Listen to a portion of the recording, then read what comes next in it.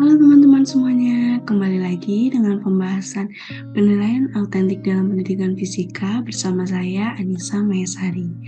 Nah, pada kesempatan kali ini kita akan belajar bersama-sama mengenai tes diagnostik miskonsepsi, khususnya pada tes pilihan ganda atau multiple choice.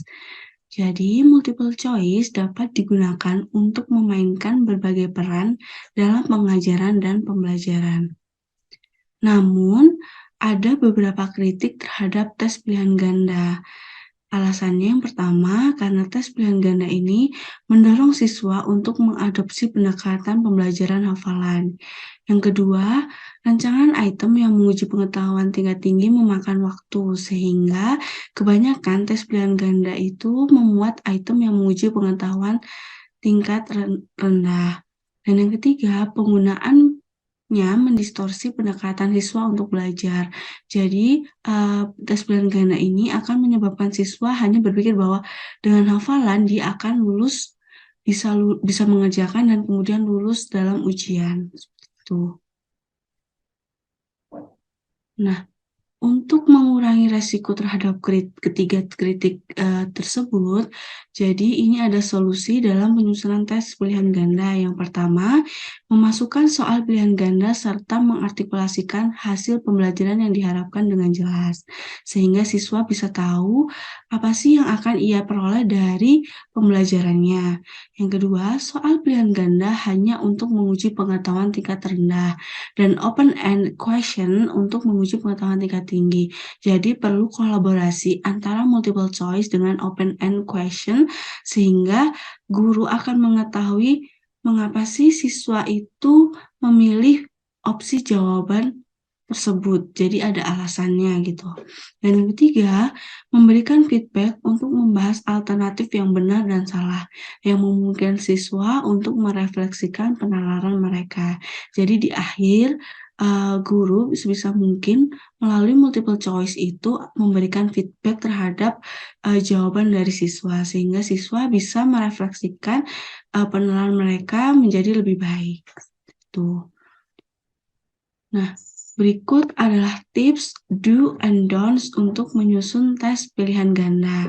Yang pertama, memastikan semua pilihan jawaban masuk akal dan berhubungan dengan topik atau materi pelajaran. Yang kedua, mengurangi kemungkinan siswa dapat mendeteksi petunjuk tersembunyi tentang pilihan jawaban mana yang benar dan mana yang salah. Yang ketiga, memusatkan perhatian siswa pada menjawab soal pilihan ganda daripada menafsirkan konstruksinya, sehingga dapat mengurangi beban kognitif siswa. Dan yang keempat, menghindari penggunaan bahasa negatif yang dapat meningkatkan beban kognitif siswa. Nah, berikut adalah contoh fenomena yang relevan. Jadi, Sulaiman beserta rekan-rekannya itu mengadopsi multiple choice dan memodifikasi multiple choice dalam penelitiannya. Ia menggunakan OMC dan RMC.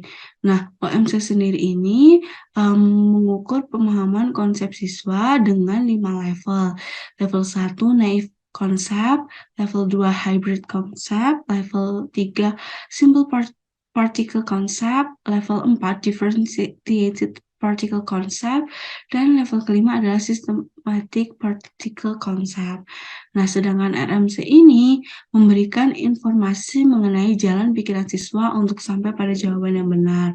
Sehingga Sulaiman dan kawan-kawan dengan menggabungkan antara OMC dan RMC ini dapat digunakan untuk mendeteksi atau mendiagnostik miskonsepsi yang dimiliki oleh siswa. Nah, berikut adalah analisis artikel yang terkait dengan multiple choice sebagai tes diagnostis miskonsepsi siswa. Ini adalah artikel dari Ford yang berjudul Multiple Choice Learning Assessments for Intermediate Mechanical Engineering Courses Inside from Think Aloud Interviews. Nah, yang melatar belakangi dari penelitian tersebut adalah Pengajaran yang efektif membutuhkan umpan balik atau feedback yang terus-menerus dan tepat waktu tentang apa yang dipelajari siswa dan konsep apa yang sedang mereka perjuangkan. Nah, jenis penilaian yang digunakan bergantung pada apa yang diukur dan bagaimana serta oleh siapa data tersebut akan digunakan. Nah, solusi yang pernah ada pada permasalahan ini adalah penggunaan konsep inventory atau CI. Nah, CI ini didasarkan pada serangkaian konsep yang diartikulasikan dengan jelas, di mana butir-butir dalam CI ini harus dapat dipahami oleh seseorang yang tidak memiliki paparan terhadap tugas pembelajaran yang relevan, sehingga jawaban yang salah dapat dikaitkan dengan miskonsepsi atau kesalahan penerapan konsep yang mendasarinya daripada kebingungan tentang bahasa atau citra. Nah, namun penggunaan CI ini dirasa kurang untuk mendiagnosis miskonsepsi siswa, sehingga solusi yang ditawarkan oleh Ford yaitu adanya think aloud, di mana wawasan dan bukti yang dapat diambil dari observasi penerapan siswa menggunakan wawancara think aloud setelah memilih jawaban pilihan ganda. Jadi think aloud ini dilakukan saat wawancara, di mana untuk mengetahui atau mendalami alasan dari pilihan jawaban yang dipilih oleh siswa. Seperti itu.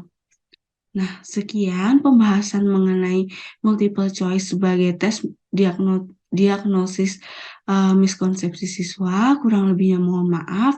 Apabila ada pertanyaan dan komentar, silakan tulis di kolom komentar. Sampai jumpa di video selanjutnya. Bye.